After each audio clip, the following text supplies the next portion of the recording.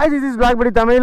இன்னைக்கு உங்கள இருக்கிற பல கேள்விகளுக்கான ஒரு விடை வந்து இந்த வீடியோல வந்து தெரிஞ்சிரும். ஏன் அப்படினா bro வண்டி புதுசா எடுத்துட்டு இப்படி போட்டு துவைச்சு எரிஞ்சிட்டு இருக்கீங்களே ஏன் bro அப்படினு வந்து கேட்டிங்க.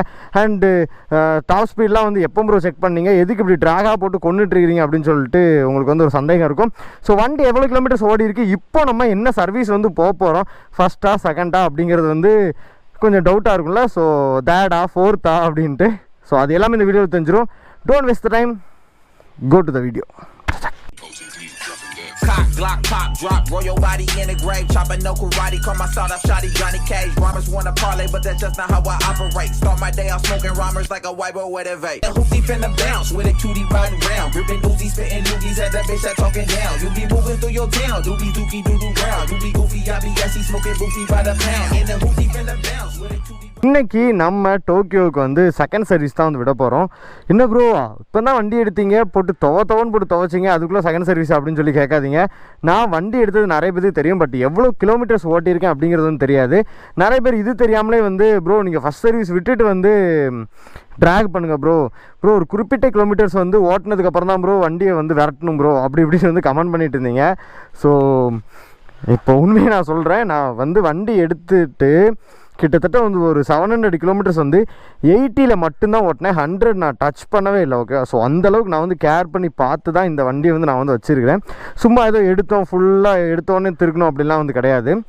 அது மட்டும் இல்லாமல் 100 ஆமாம் ஃபஸ்ட் சர்வீஸ் முடிஞ்சது வரைக்கும் நான் வந்து 3 டிஜிட் வந்து டச் பண்ணவே இல்லை. அதுக்கப்புறம் ஃபஸ்ட் சர்வீஸ் முடிச்சதுக்கப்புறம் தான் ஃபஸ்ட் டைம் வந்து டாப் ஸ்பீட் வந்து செக் பண்ணேன். 147 கிட்ட வந்து போச்சு. அண்ட் அதுக்கப்புறம் ட்ராக் வந்து பண்ணலை. அதுக்கப்புறம் ஒரு ட்ரிப் ஒன்று அடித்தோம் வால்பாறைக்கு. அந்த வீடியோ வந்து நம்ம சேனல்லே வந்து இருக்கும், நீங்கள் பார்க்கணுன்னா வந்து பார்த்துக்கலாம். வால்பாறை வந்து போயிட்டு வந்தோம். அதுவுமே வந்து க்ரூசிங் ஸ்பீடு வந்து 90-95 தான் வந்து எடுத்தேன். ஸோ கிட்டத்தட்ட வந்து ஒரு 1200 300 கிலோமீட்டர்ஸ் ஓடினதுக்கு அப்புறம் தான் நான் வந்து ட்ராகே பண்ண ஆரம்பித்தேன். இப்போ நம்ம டோக்கியோவோட கிலோமீட்டர்ஸ் எவ்வளோன்னு சொல்லி பார்த்தோம் அப்படின்னா 4770 கிலோமீட்டர் ஓடிடுச்சு. ஸோ கிட்டத்தட்ட 5000 கிலோமீட்டர்ஸ் வந்து ஓடிடுச்சு இந்த பைக்கு. ஸோ நீங்களும் வந்து ட்ராக் பண்ணோம், ஹை ஸ்பீட்லாம் செக் பண்ணோம் அப்படின்னா ஃபஸ்ட் சர்வீஸ் முடிச்சதுக்கப்புறம் வந்து பண்ணுங்கள். ஸோ செகண்ட் சர்வீஸில் எவ்வளோ பில்லு வருது அண்ட் என்னெல்லாம் வந்து சேஞ்ச் பண்ணுறாங்க அப்படின்னு தெரில. ஸோ டோக்கியோ கொண்டு போய் செகண்ட் சர்வீஸ் விட்டுலாமா? வாங்க போகலாம். இந்த மழை டைமில் ஒரு பெரிய மைனஸ் ஒன்று இருக்குது R15ல். என்ன அப்படின்னா சகதி அடிக்கும் பின்னாடி. அதில் என்ன தான் வந்து டயர் ஹேக்கர்ஸ் கொடுத்துருந்தாலும் மட் கார்ட்ஸ் கொடுத்துருந்தாலும் சகதி அடிக்க தான் செய்யுது. அதுவும் மழையில் நல்லா ஸ்பீடெல்லாம் போயிட்டோமோ வெளுத்து விட்டுருது. அதுக்குன்னு எப்பவும் பில்லியன் ரைடை பின்னாடியே தூக்கி வச்சுட்டா அப்புறம் ஓட்ட முடியும்? ரொம்ப கஷ்டம். எனக்கு எப்படி தெரியுமா அடிச்சிருந்துச்சு, நான் வந்து சகதி அடிச்சிருக்கு அப்படின்னு சொல்லிட்டு இன்ஸ்டாவில் ஒரு ரீல்ஸ் வந்து போட்டிருந்தேன். அதுக்கு செம்ம சப்போர்ட் ப்ரோ, எல்லாருக்குமே அப்படி தான் ப்ரோ அடிக்கும் அப்படின்ட்டு. ஸோ நீங்கள் என்னோட இன்ஸ்டாகிராம் இன்னும் ஃபாலோ பண்ண அப்படின்னா ஐயோ பெரிய குழி போச்சா. இன்ஸ்டாகிராம் இன்னும் ஃபாலோ பண்ணல அப்படின்னா போய் ஃபாலோ பண்ணிக்கங்க, லிங்க் வந்து டிஸ்கிரிப்ஷனில் இருக்குது. அதுலேயும் சேம் நேம் தான் blackbuddytamil. நீங்கள் அந்த சகதியை பற்றி சொல்லிட்டு இருந்தேன் பார்த்தீங்களா, என்ன அப்படின்னா சகதி அடிச்சுக்கிறது வந்து சரி ஓகே சட்டை வரைக்கும் அடிச்சிருக்குன்னு பார்த்தேன், ஹெல்மெட் வரைக்கும் அடிச்சிருக்கு ப்ரோ. ஹெல்மெட் வரைக்கும் பின்னாடி இருக்கிற அந்த ஏஜிக்கு போட்டிருக்கு பார்த்தீங்களா, அது வரைக்கும் அடிச்சிருக்குது பேக் சைடு. நான் பார்த்துட்டு நொந்துட்டேன். நான் போயிட்டு வீட்டில் ஹெல்மெட் கழட்டி பார்க்குறேன், அங்கே வரைக்கும் சகதி அடிச்சிருக்கு. Too bad you know. ரொம்ப கஷ்டமாக தான் இருக்குது, வேறு என்ன பண்ணுறது, பட் அட்ஜஸ்ட் பண்ணி தான் ஆகணும்.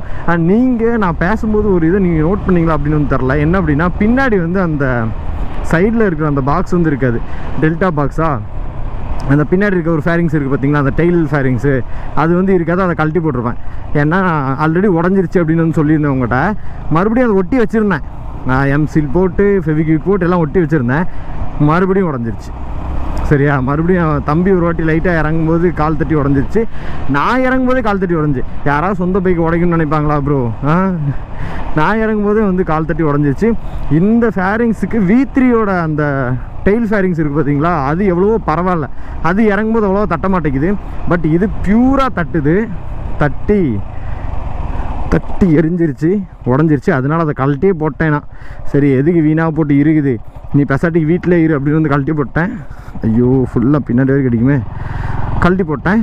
அதையும் நீ யாராவது நோட் பண்ணியிருந்தீங்க அப்படின்னா வந்து கமெண்ட் பண்ணுங்கள். நான் பேசும்போதே நோட் பண்ணியிருக்கணும், இப்போ நோட் பண்ணியிருக்கக்கூடாது. ஓகேவா? ஓகே வாங்க சர்வீஸ் ஸ்டேஷன் போவோம். லைட் ஆகிடுச்சு. 9 மணிக்கு கொடுத்தாலே சாயங்காலம் 4 மணிக்கு தான் தருவாங்க. மணி வேறு 10:30 ஆயிடுச்சு. எத்தனை மணிக்கு கொடுக்க போகிறாங்கன்னே தெரிலையே. எப்படி R15க்கு அந்த பின்னாடி இருக்கிற ஃபேரிங்ஸ் வந்து மக்காடு வந்து வேஸ்ட்டோ அதே மாதிரி எங்கள் ஏரியாவில் இருக்கிற இந்த பாலம் எதுக்கு கட்டினாங்கன்னு தெரியாது, எதுக்கு மூடி வச்சுருக்காங்கன்னு தெரியாது, எதுக்கு திறந்தாங்கன்னு அவங்களுக்கும் தெரியாது. இப்போ வரைக்கும் ஃபுல்லாக சுற்றி சுற்றி தான் போயிட்டுருக்கோம். மழை டைமில் ஒரு மினி தெப்பக்குளமாக வந்து மாறிடும். ஜாலியாக குளித்து போட்லாம் விட்டு விளாடலாம் இதுக்குள்ளே. பட் இப்போது சென்னையே ஃபுல் அண்ட் ஃபுல் அப்படி தான் இருக்குன்னு நினைக்கிறேன். ஃபுல் தெப்பக்குளம் தான்.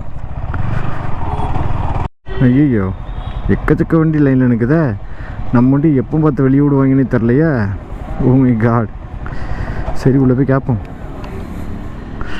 எப்படியும் நைட் ஆயிரும் நினைக்கிறேன். டன்டடாங். என்னடா பைக் மாதிரி இருக்குன்னு பார்க்காதீங்க. சர்வீஸ் சென்டரில் அதாவது ஷோரூமில் கொண்டு போய் வந்து வண்டியை கொண்டு போய் வந்து விட்டாச்சு. விட்டுட்டு ஐயோ கியர் மாற்றி போட்டேனே. இதுக்கு எல்லாமே வந்து முன்னாடி தான் வந்து கியர் வரும். வண்டியை கொண்டு போய் விட்டுட்டு இப்போ வந்து இந்த பைக்கில் வந்து சுற்றிட்டு இருக்கிறோம். CD 110 ஓகேவா. சர்வீஸில் வந்து என்னெல்லாம் வந்து சேஞ்ச் பண்ணிங்க அப்படின்னு வந்து கேட்டேன். ஆயில் சேஞ்ச் பண்ணுவோம், ஆயில் ஃபில்டர் சேஞ்ச் பண்ணுவோம் அப்படின்னாங்க. அண்டு ஏர் ஃபில்டர் இருக்குல்ல அதை கழட்டி க்ளீன் பண்ணி போடுவேன் அப்படின்னு வந்து சொன்னாங்க. வேறு ஏதாவது இஷ்யூஸ் இருக்கா அப்படின்னு சொல்லி கேட்டாங்க.